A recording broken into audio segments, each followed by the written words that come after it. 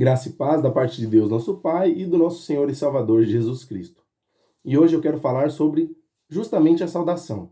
Talvez esse vídeo não vá fazer sentido algum para quem já frequenta uma igreja bíblica cristã genuína. Para isso, eu quero fazer uma breve introdução aqui, explicando quem é o meu público.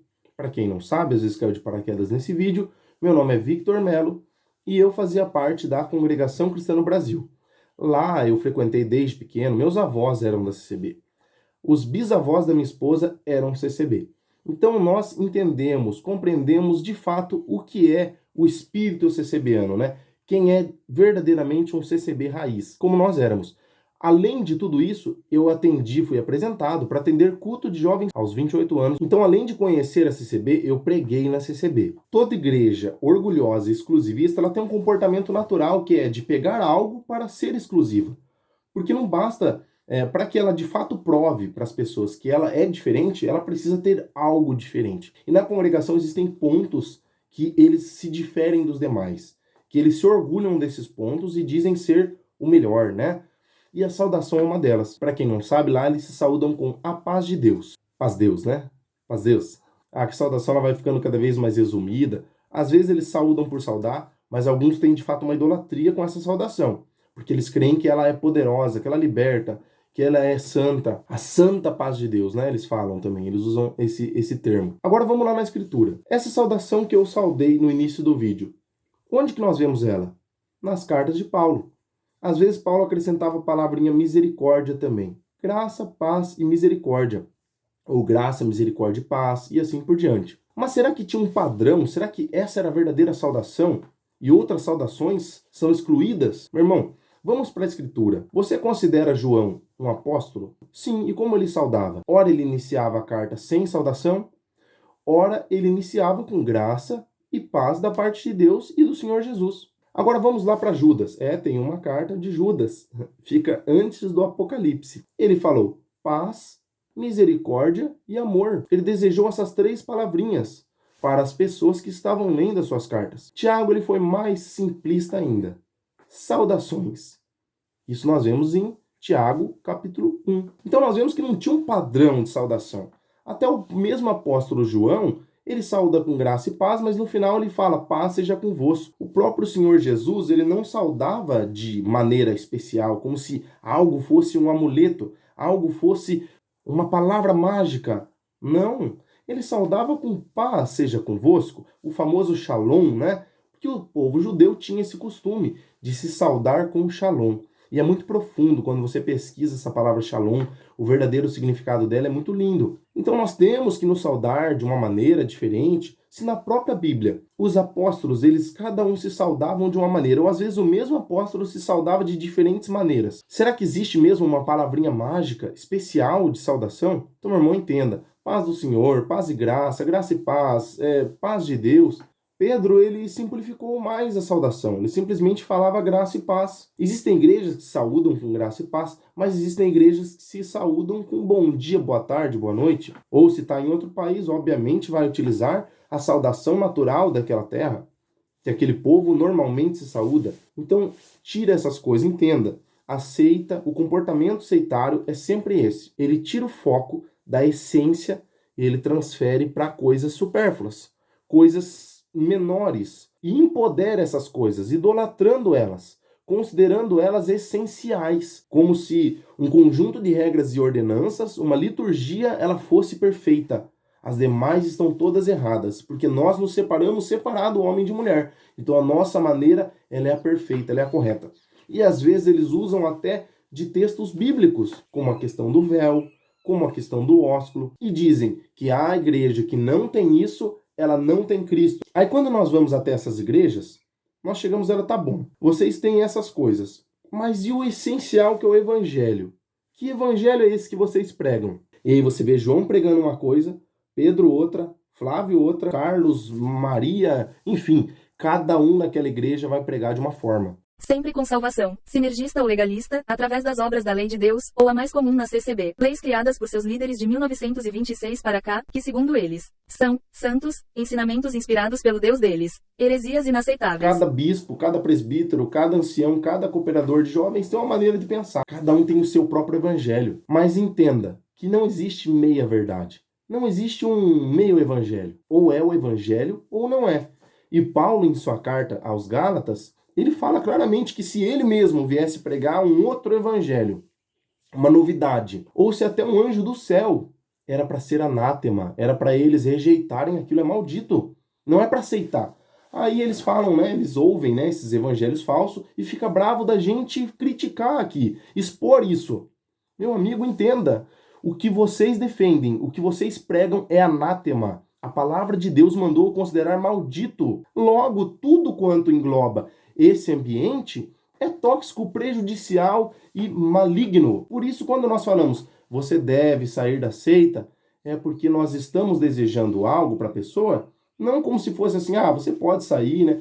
É porque é urgente, é de extrema urgência. É até estranho a pessoa não sentir essa urgência. Quando eu compreendi o evangelho, eu mesmo já não conseguia suportar ficar lá. Não tinha como, eu me esforçava, porque eu tinha que atender culto. A minha esposa, ela ainda não havia desperto para o evangelho. Eu tive que ter paciência, suportar ainda, congregar alguns cultos, mas não suportava mais, não aguentava aqueles enganos. Então é natural, quando nós estamos aqui pregando para você, é para você que já conheceu o evangelho. Agora, para quem não conhece o evangelho, é de fato uma loucura o que nós fazemos aqui. É um absurdo. E pessoas de outras igrejas que às vezes não conhecem bem a congregação como nós conhecemos, às vezes acham, esse irmão acho que está um pouco revoltado, acho que está exagerando um pouco. Eu conheço pessoas da CCB que não eram assim. Existem pessoas boas na CCB? Sim, existe no judaísmo, existe no islamismo, existe em tudo quanto é ismo que você imaginar. Agora, uma coisa que diferencia, que separa uma igreja cristã de uma igreja sectária é se tem evangelho ou não, as heresias são combatidas ou não, se existe um estudo sistemático da palavra, se existe um zelo, um amor, os 5 solas, né, que foram a bandeira da reforma protestante, isso é defendido? Isso é analisado, cada pregador, ele é colocado na parede se ele não pregar aquilo que a Escritura manda pregar. Se ele vem com coisa nova, com revelações novas, um misticismo, uma idolatria às sensações, às experiências. Então as experiências são maiores do que aquilo que nós vemos na palavra de Deus, a ponto deles aceitarem muito mais o que confere eles, não porque tal dia aconteceu uma obra assim, tal dia aconteceu um milagre assim, e eles vivem atrás dessas coisas. Milagre, milagre, milagre, milagre. Aí, peraí, mas isso aqui que está acontecendo aqui é antibíblico. Então, peraí, então a Bíblia está errada. Pode ser que modificou, mas o que é a Bíblia? Então, como eles não têm amor, entenda, toda igreja neopentecostal, igrejas que têm novas revelações, igrejas que às vezes nem pentecostal mas aceitam revelações de tal profeta, tal profetisa, essas igrejas, meu irmão, elas são extremamente perigosas. Extremamente perigosas. Por quê? Porque o que vai dizer se um profeta é de Deus ou não? A palavra de Deus. Nós devemos submeter a pessoa às Escrituras. E quando nós submetemos esses supostos profetas às Escrituras, nós vemos que eles são falsos. Nós achamos neles mentiras. E existem falsos profetas que são extremamente sábios e poderosos em palavras. E eles vão pregar para você de uma maneira que vai te enganar, te iludir, te ludibriar, te encantar de uma forma que você vai achar que é a voz de Deus. Mas aquele que conhece a Escritura não confunde a voz de Deus com a voz de outra coisa, ainda que seja um exímio imitador. Não existem pessoas na internet aí que imitam muito bem, que às vezes se você não olhar para o rosto dela, você só ouvir a voz, você realmente confunde com aquele que verdadeiramente a possui?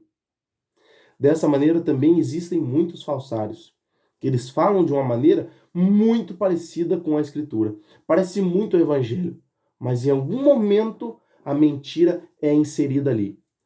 Entenda, se tiver 99,9% de verdade e 0,1% de mentira, já não é verdade mais. Ou é 100% verdade, ou não é mais verdade. É uma meia verdade, é uma quase verdade, mas verdade não é. Então, qual que é a saudação correta? Meu irmão, saúde-se como você preferir. Existem várias na palavra de Deus, não tem uma maneira certa.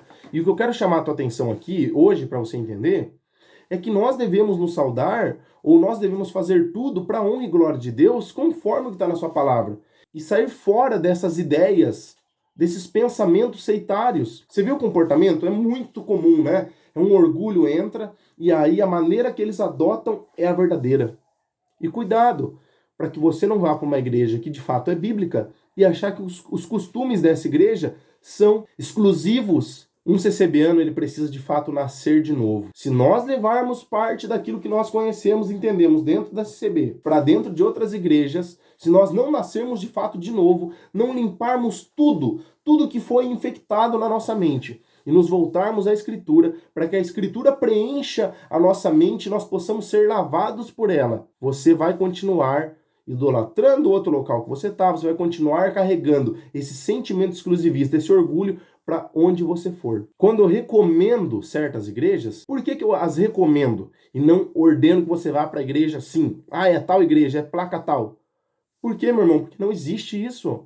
Não existe uma igreja perfeita. Não existe uma denominação, uma instituição perfeita, infalível. E eu tô para gravar um vídeo muito em breve sobre a história do cristianismo, onde nós vamos abordar os 5 solas. E eu peço que você aguarde por esse vídeo. Eu não tenho muito tempo para gravações e também não quero gravar algo supérfluo que não vai estar agregando nada na tua vida. Então eu oro muito a Deus e busco na palavra de Deus para que eu venha entregar algo para você que eu não vá me arrepender depois. Então, comece a suspeitar de tudo aquilo que você aprendeu como algo essencial dentro da igreja. Entenda, o essencial é o evangelho. Quando você começa a estudar a história da igreja, a história para trás, os erros e acertos das igrejas, do catolicismo, das igrejas protestantes, você vai começar a analisar tudo isso, toda essa história, toda essa bagagem. Olha o privilégio que nós temos. Diferente de muitos outros, nós temos um privilégio, uma bagagem histórica enorme. Então estude a história do cristianismo, estude a história da tua religião e estude a palavra de Deus.